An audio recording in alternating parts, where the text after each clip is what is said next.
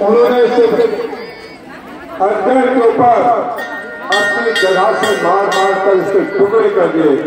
उसका विशेष आज digital phone के बगल में और यहाँ से कलिगांव तक जाते हुए जो हमारी पंचायती कलिगांव की पंचायत है वहां पर इसका विशेष आज दिखाई देते हैं और ये सच्चाई है बच्चों। और समझने का एहसास आपको बता रहा था पूर्व में जब लोहाघाट नगर पंचायत नहीं हुआ करता था, लोहाघाट को जोधना के नाम से ग्राम पंचायत हुआ करती थी और तब यहाँ से लेकर खटेला,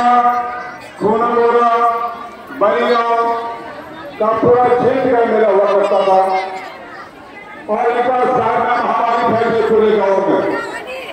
आज मुस्लिम संसद कहते हैं तो लोग परेशान हो गए, हम क्या कर रहे हैं, कहाँ जाए, बच्चे मर रहे हैं, बुजुर्ग मर रहे हैं, लोग रो रहे हैं, चिल्ला रहे हैं। तो सबके जो बुजुर्ग थे